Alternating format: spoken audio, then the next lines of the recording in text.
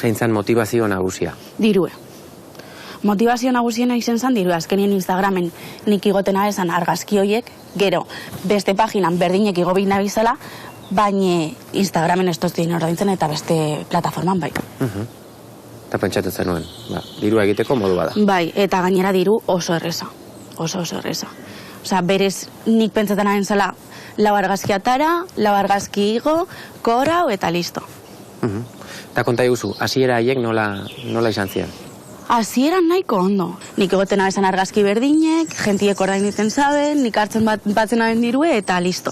Lehengoko hilabeti okinaena plataforma hori, niretzat izan burrada bat. Osea, berez izan diru asko.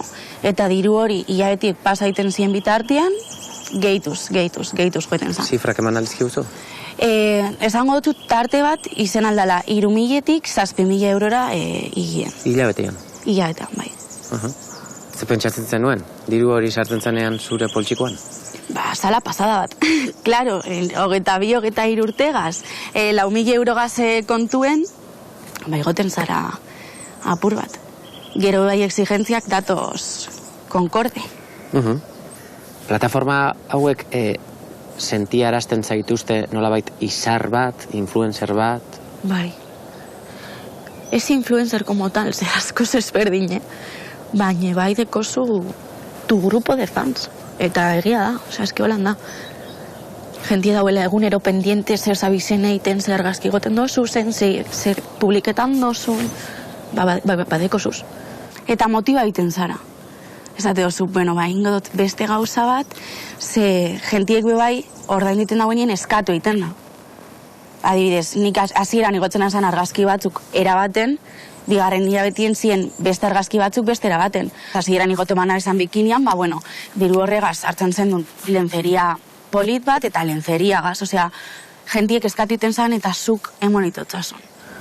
Orduen, exigentzia hori, nik esaten duten exigentzia hori, beti hilabetero joeten zan igotzen. Uste dut inflexio puntu bat egon zela, non erabaki zenuen, listo, plataforma hau bertan bera utzi behar dut. Bai, eske mundu hori nire ustez oso beltza da. Osa, ez oskuro.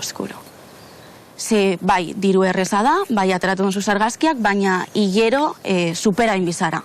Orduen, espadozu kumplitzen edo espadozu emoten bestiek nahi dabena, esteko futurorik. Ze gomendio emango zenioke 20 urteko neska gazte bati edo nerabe bati horrelako plataforma batean oain sartzen ari dena? Irtetie. Osa, nire gomendia da irten, ez egin. Ez egin, zezke ja hau izango zen ja beste debati bat, baina eske sartzen die printzipio moral asko plataforma honetan. Ez, emakume moduen. Eta plataforma horietan, porno plataformetan eta bar, emakumiek esteko eskubiderik. Bale, da nire plataforma eta nik erabakiten dut zer igo eta zer ez igo. Baina beti nau kondizionaute. Beti egongo zara kondizionaute.